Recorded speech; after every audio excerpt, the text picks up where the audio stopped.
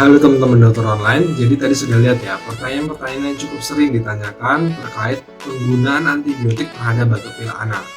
Jadi memang seringkali antibiotik ini digunakan meskipun belum ketahui ini infeksi bakteri atau infeksi virus. Nah, jadi masalah besar nih karena ternyata penggunaan antibiotik nggak selalu diperlukan pada batuk pilek. Jadi kapan aja sih sebenarnya kita perlu menggunakan antibiotik? Yang pertama, kalau seandainya batuk pileknya disertai perubahan warna dahak atau ingus menjadi kuning atau kehijauan, ini biasanya menandakan adanya infeksi bakteri. Yang kedua, kalau seandainya sudah dilakukan pemeriksaan lab dan hasilnya ternyata memang ada infeksi bakteri. Dan yang ketiga, kalau seandainya batuk pilek sudah terjadi lebih dari 1 minggu, bukan 3 hari, bukan baru tadi.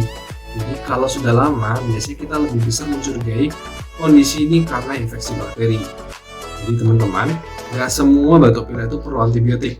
Teman-teman harus lihat dulu berdasarkan 3 poin tadi, oke?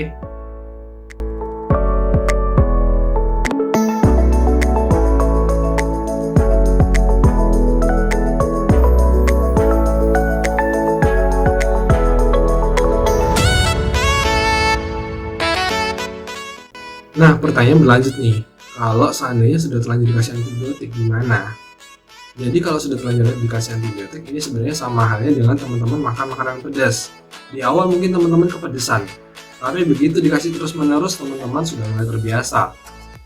Naikinlah levelnya, teman-teman kepedesan lagi, dikasih terus-menerus dengan level tersebut, teman-teman kebiasaan. Dinaikin lagi levelnya sampai maksimal, teman-teman mungkin masih merasa kepedesan saat dinaikkan.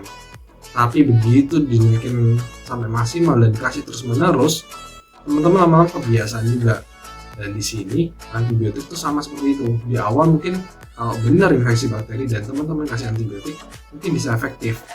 Tapi begitu selanjutnya teman-teman mengalami batuk pilek, teman-teman selalu kasih antibiotik, selalu aja pakai antibiotik. Padahal belum tahu itu infeksi bakteri atau virus atau lainnya. Lama-lama, walaupun antibiotiknya udah teman-teman kasih sampai maksimal, bakterinya udah ngerti, bakterinya udah kebal. Gue udah tahu nih antibiotik ini kayak gimana, cara kerjanya gimana, gue udah tahu. Percuma lo kasih gue antibiotik, karena bakterinya udah ngerti nih semuanya. Jadi teman-teman pilihannya apa? Ya kasih antibiotik jenis lain. Sedangkan teman-teman ternyata sudah kasih antibiotik, semua antibiotik udah teman-teman kasih. Sekarang pilihannya apa lagi? Teman-teman udah gak ada pilihan. Kalau ada infeksi bakteri ya udah. Nah, seperti itu ya. Jadi teman-teman harus pikir-pikir lagi kalau mau kasih antibiotik. Selalu pikir-pikir. Lebih baik teman-teman konsultasi dulu dengan dokter terdekat atau setidaknya teman-teman bisa nih konsultasi ke telemedicine gitu ya. Nah, jadi kalau misalnya teman-teman masih ada pertanyaan ataupun mungkin ada sesuatu yang ingin dibahas terkait info-info yang beredar di masyarakat tapi masih diragukan atau belum diingetin ini beneran atau enggak nih, atau ini mitos atau enggak nih, teman-teman bisa komen di kolom komentar di bawah supaya bisa kita bahas bareng-bareng, supaya teman-teman yang lain juga bisa tahu.